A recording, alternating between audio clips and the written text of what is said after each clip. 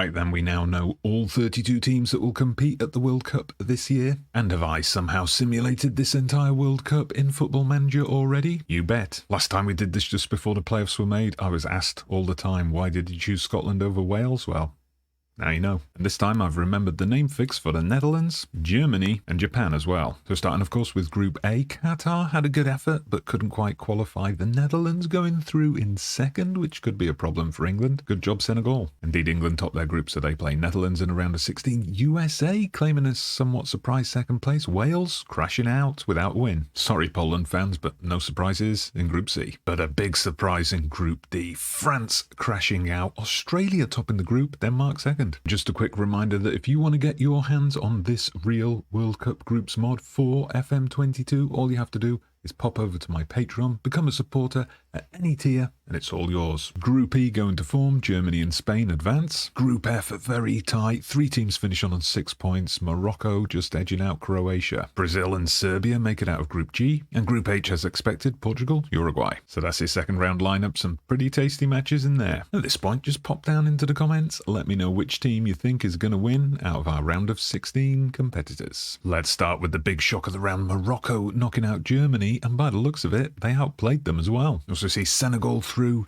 England beating the Netherlands, Denmark beating Argentina on penalties, Australia with quite a big victory over Mexico, Spain knocking out Belgium in extra time, Brazil and Portugal also needing extra time to get through. Now, if you thought Morocco beating Germany was a big shock, then take a look at this. Morocco stunning Brazil to make it to the semi-finals. Senegal also getting a late winner to beat Denmark, so 2 African teams in the semis, and they're joined by England and Spain. An all-African semi-final guaranteed, our first ever African finalist, and it was Morocco who would prevail with a 3-1 win. Typical England giving us hope. They got a stoppage time equaliser to take the game to extra time, but Spain went out in the end, 2-1. Wouldn't be a major tournament if England didn't lose a penalty shootout, and that's exactly what we got in the third place playoff. 3-3 it finished. Senegal taking it 7-6 on penalties. So Morocco, they've beaten Brazil, they've beaten Germany. Can they also beat Spain? Damn right they can. They win 2-0 to claim the World Cup. The first ever African team to do so. I mean, if this happens in real life, wow. Hope you've enjoyed that look at the virtual World Cup. Remember, if you want to get your hands on this file,